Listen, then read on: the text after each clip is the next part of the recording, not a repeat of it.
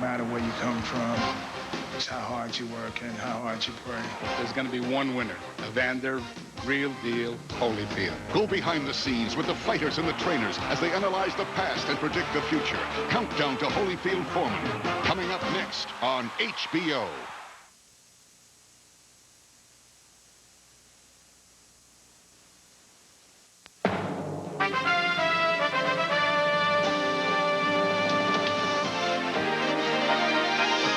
The following is a special presentation of HBO Sports.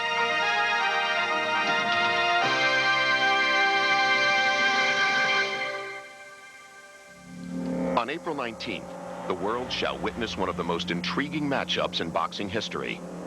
Two men of opposite age, style, physique, and personality will challenge one another for the heavyweight championship of the world. The countdown to Holyfield-Foreman has begun. In 1984, Evander Holyfield was a 178-pound Olympic bronze medal winner. Now 30 pounds heavier, he holds boxing's most prestigious title. We'll show how he's made this transformation in RoboChamp.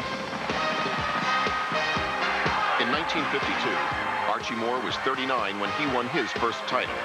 Today at 42, George Foreman seeks his second. Together, they plan to prove that experience conquers youth in Archie and George. Light, camera, action. A box office contest or a contest of boxing?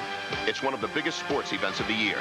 The question that remains, is it hype or fight? Can a 42-year-old fighter beat a 28-year-old champion? Can Holyfield take a Foreman punch? Those subjects and others will be discussed with boxing experts Gil Clancy and Alex Apollo.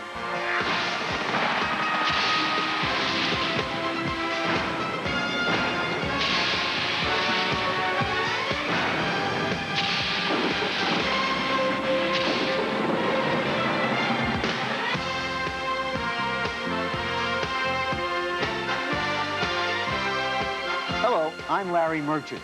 For the next half hour, Jim Lampley and I are going to discuss the George Foreman, Evander Holyfield extravaganza. Just 4 years ago, when George Foreman started his comeback, the late Jimmy Jacobs, co-manager of Mike Tyson, was asked if his dynamic new champion would ever fight the old man. Jacobs laughed at the very idea. Neither Max Schmeling nor George Foreman, he said, are in our plans. And yet, here we are. Tyson no longer the champion, Foreman preparing to meet the new champion, Evander Holyfield. Jim, what grabs you about this amazing promotion? Well, I'm like millions of others. I think it's obvious, Larry, that much of this fight's appeal stems from the fact that most of us in this country are, like Foreman, over 40 years old. 10 or 15 years ago, it was not unusual for post-World War II baby boomers like myself to see direct contemporaries hold the spotlight in major sports events. But to see it now, under these circumstances, offers a bit of a vicarious thrill, and I think gives Foreman's comeback a landmark appeal. What strikes me so vividly is the vivid contrast between these men as in their styles and in their personalities. Foreman has used the metaphor that he wants to be a fire engine clanging down the road, everybody noticing him, not just a plain old water truck that nobody cares about. But to extend that metaphor, Evander Holyfield is a high-tech desalinization plant. Nobody prepares for a fight the way Evander Holyfield does, least of all, the full-figured George Foreman.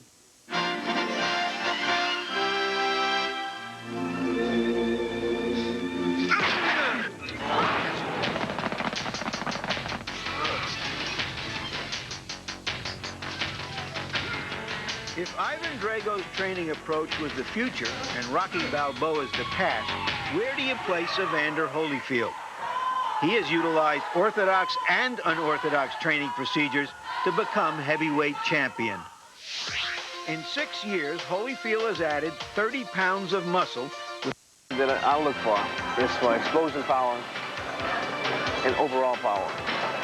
Make sure that he's at a peak when fight time comes, that it can be matched by no other fighter. 6, strong set. 7, 8, 2 more. Maria Kennett tries to give Holyfield the freedom of movement to complement his weight program. I want to give him more flexibility. I mean, he pumps and he makes himself very, very tight. And then I try to make him more flexible so he'd be more free in the ring. Free his neck and more freedom. For cardiovascular conditioning, Tim Hallmark uses new technologies that maximize Holyfield's genetic capabilities. For a thoroughbred like Holyfield, you want to make sure that he can see a correlation between everything he does to what he's going to have to do in the ring. Designed specifically for Holyfield, the spontaneity reaction machine is supposed to enhance his defensive skills and reflex movement. The Vertimax and Shadow Vest, a zero-gravity training device, which is targeted for space programs, was engineered for ring endurance and speed. Camp coordinator Lou Duva developed strategies with George Benton based upon in-depth CompuBox analysis. One thing you're not going to stop high tech. And I think it's here to stay. And I think it's a good thing that if it applies and it works for my fighters, that's all I'm interested in, what works for my fighters. I feel that with the old boxing method, it worked. But I feel that one man don't know everything. And I felt that for me to be the best and seek out and get the best people in different areas that are going to help me to be the better man that, I want to be. The days of early morning runs and one-gym workouts have been left behind by this champion. What remains is the most advanced, demanding training program in the history of boxing. Who will you be rooting for on April 19? When asked in a national poll, 48% cheered for George Foreman, while only 19% chose Evander Holyfield. Whoa! Can you believe that training regimen? What it suggests to me is that Evander Holyfield is so determined that he'd even walk through George Foreman's smart bombs to win his first title defense. Tell me, Jim, how is Big George doing it? Well, as you know, Larry, George has his own idiosyncrasies. To a lot of boxing fans accustomed to the old adage that the only way to train for fighting is by fighting, what Holyfield does looks to be all new. But George Foreman, on the other hand, combines an all-new attitude with some time-honored advice, provided to him by the man who long ago wrote the book on fighting past 40.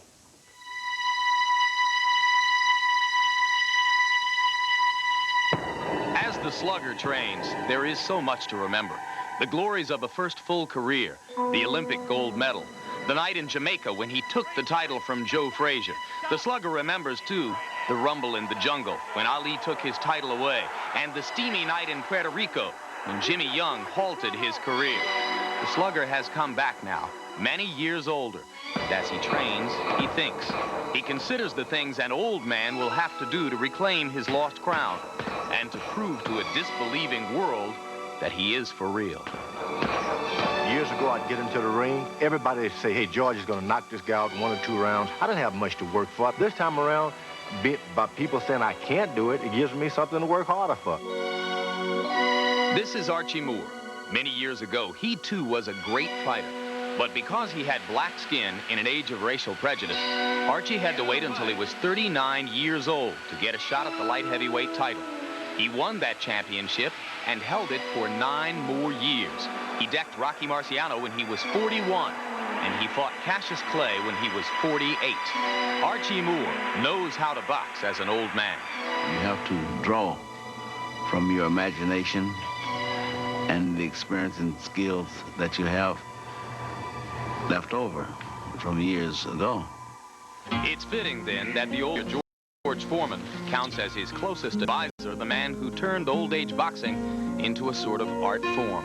Archie has been with George since the early 1970s, brought in back then as an instructor of fundamentals.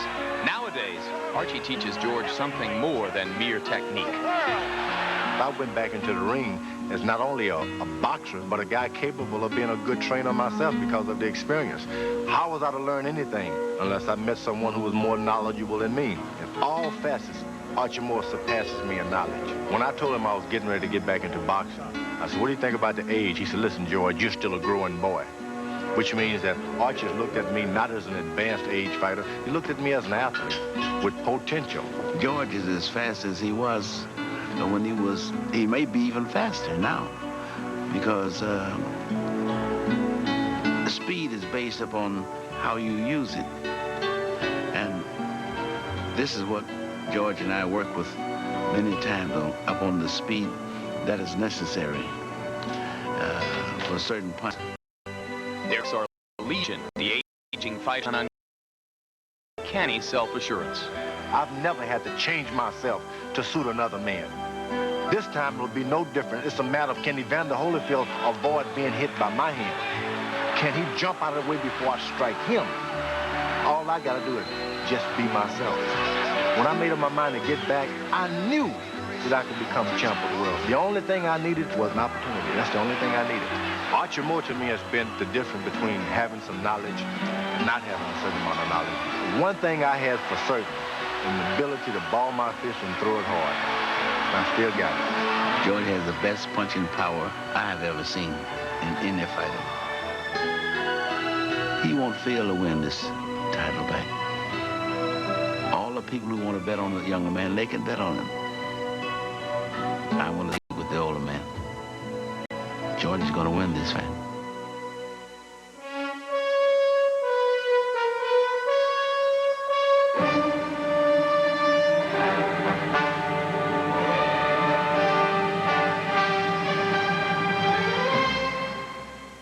Archie Moore touches on the obvious when he cites overwhelming punching power as the rationale for a Foreman victory. Everyone agrees if it's going to happen, it has to happen by knockout. The notion of the ponderous quadragenarian somehow lumbering to a 12-round decision over the bionically built Holyfield is simply inconceivable. Of course, Larry, Archie Moore won the age of 40. Well, it's pleasing to know that Foreman is clever enough to hang on to old Archie and dismiss from his memory his enchantment with Sonny Liston, who was just nothing but a bully and a quitter. Archie Moore was the original great charmer promoter as a fighter. But to many people, it's inconceivable that George Foreman could win this fight in any fashion. And that's especially true if they've studied the history of such comebacks.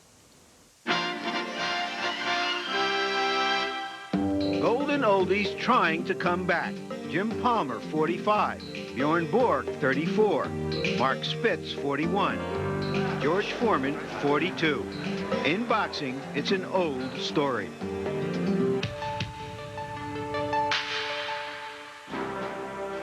Jim Jeffries, the original Great White Hope, was lured out of a 6-year retirement to fight heavyweight champion Jack Johnson. They actually made Jeffries the betting favorite. Now, if the same thing had happened today, I mean, Jeffries would be an overwhelming underdog. But people didn't understand. No one had ever retired from the heavyweight championship and come all the way back after many years of being idle and tried to win the title back. Jeffries tried it and failed terribly. Jeffries, who had never lost a fight, was pummeled mercilessly by Johnson through 15 rounds before the fight was finally stopped.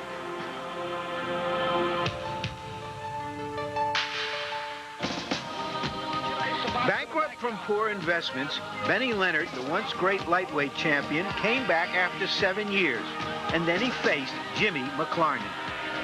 Well, I was younger and I think I had more speed than Benny Leonard because that's what he lost, the speed, but he still had that punching power. And he hit me one belt in the first round and probably pretty much knocked my teeth out. But I think he got tired. Leonard was badly beaten until the fight was stopped in the 6th round. Aside from a disqualification, it was his only defeat in a career that began 20 years before.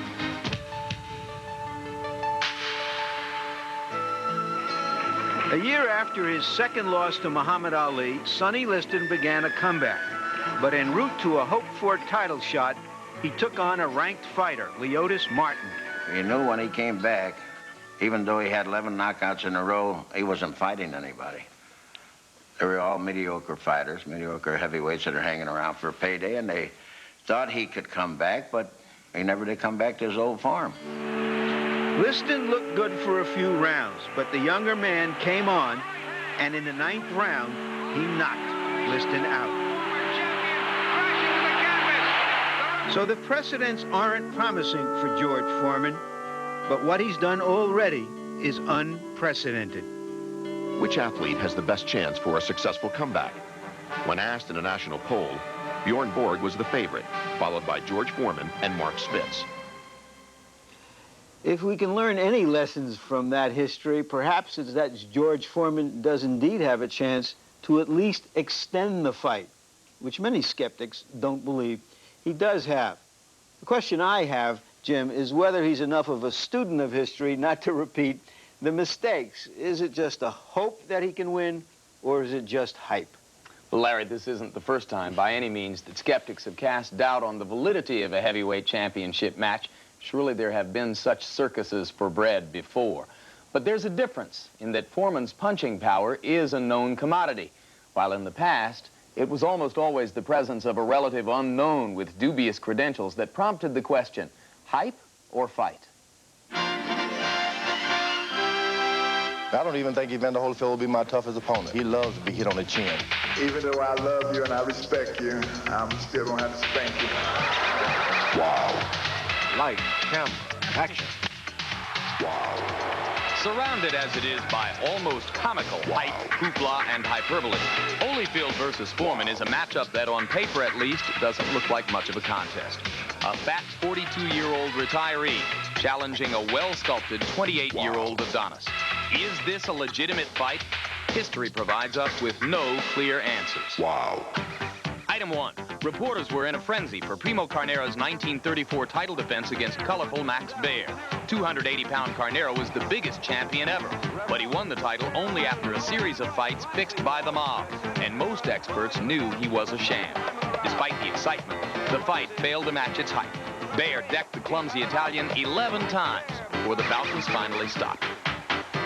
If George think he can beat me, he got to be off his rocker. Wow, wow, wow. Item 2. Pete Rademacher was the 1956 Olympic gold medalist. For his first pro bout, his handler somehow wangled a championship fight against Floyd Patterson. Odds makers declined to even post an official line on the bout. But in the second round, Rademacher decked Patterson, causing 2 stunned fans to suffer heart attacks. Patterson eventually recovered and won a lopsided TKO. In the end, more hype than fight. If I throw and miss you with my left, boom, and miss you with my right, boom, and I'll belly bump you. Wow. It's not enough to look me, I'll kiss his feet in the rain. I'm now out of the ring on my knees, tell him he's the greatest, and catch the next jet out of the country. Item 3. Cassius Clay's pre-fight antics lent a sideshow atmosphere to the first Liston Clay bout. And 43 of 47 boxing analysts polled before the fight favored Liston to whip Clay. But after hyping the matchup relentlessly, Clay surprised those pundits by winning the title. He shook up the world and taught us all that a hype fight can turn out to be one of the great fights of all time.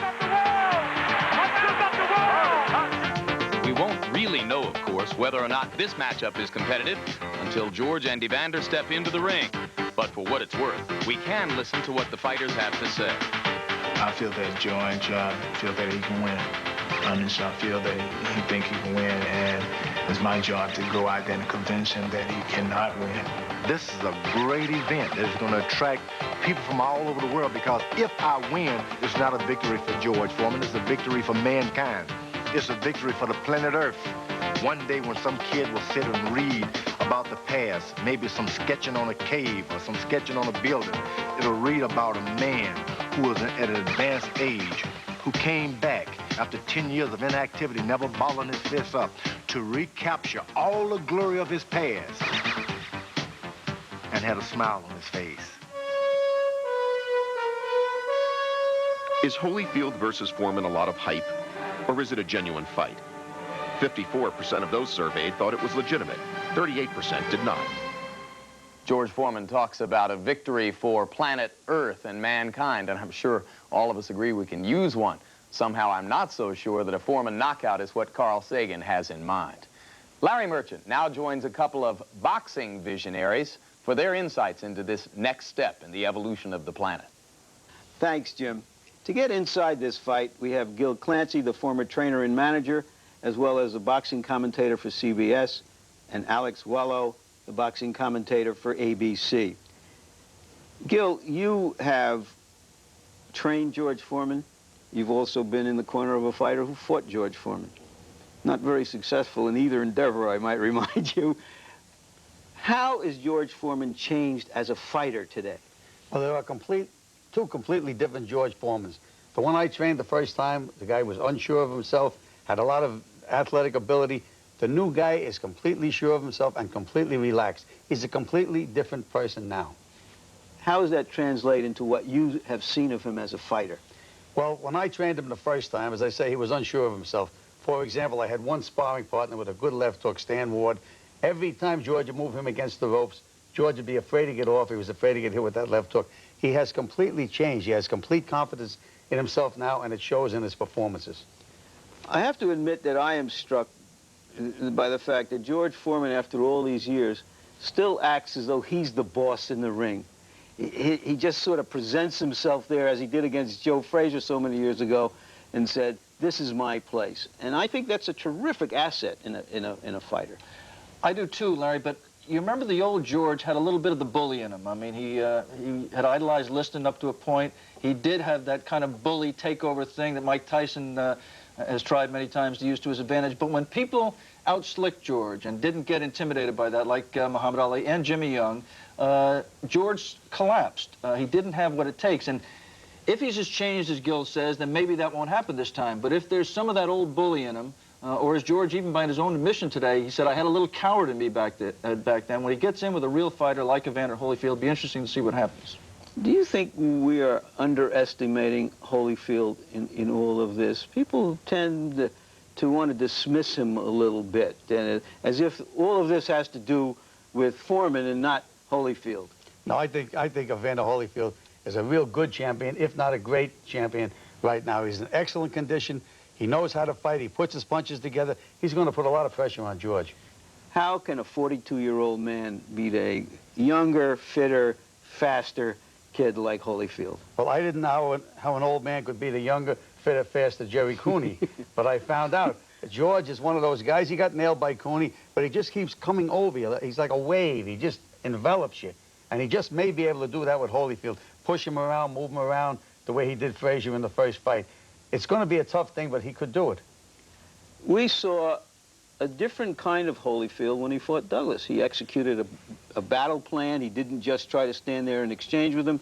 How do you anticipate he would try to fight a George Foreman, and what does he have to do to win? Well, Larry, the only scenario I can see that gives George a chance is if Evander stands, when George is still fresh in the early rounds, Evander stands and trades with him. And Evander's, I think, too smart, and I think he's got too many good people in his corner to let him do that. But if you think he's going to get into an exchange, you can make a case for George. I don't think it's going to happen. I think Evander's going to have subtle little movement, not fight George when George is still fresh, wait for George to run out of gas, and take him out in the late rounds.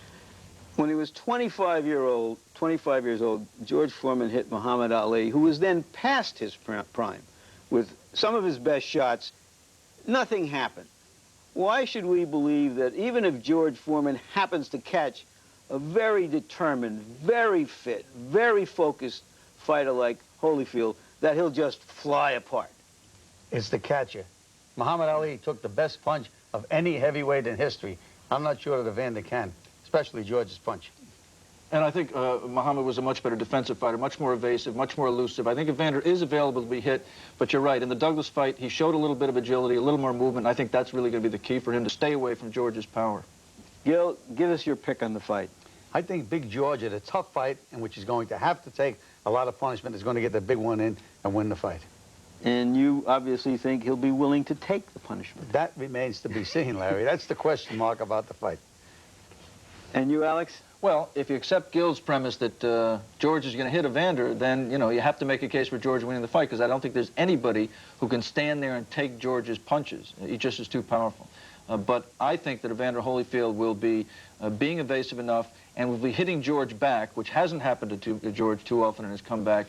And I just think Evander, as I said earlier, will just take him out in the late round. Survive early, stay safe, stay tucked up, stay mobile, and dominate George late and stop him.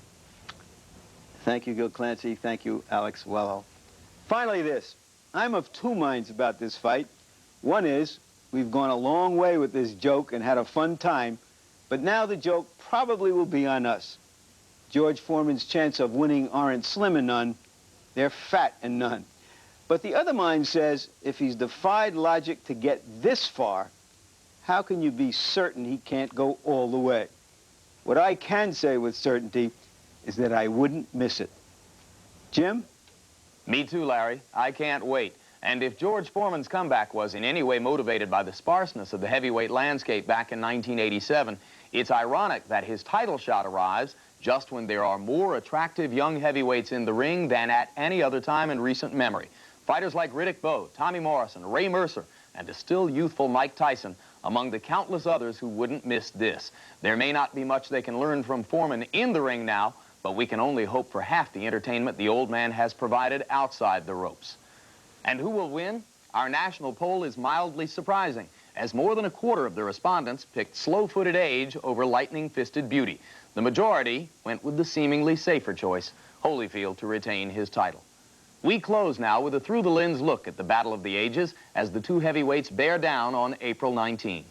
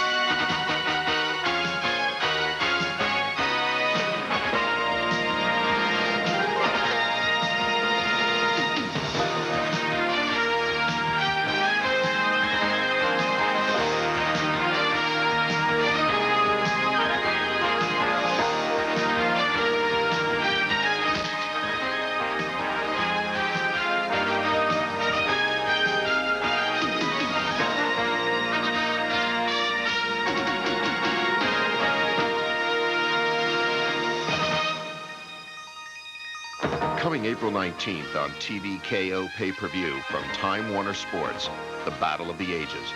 Undisputed heavyweight champion Evander Holyfield takes on George Foreman, live from Trump Plaza in Atlantic City, New Jersey.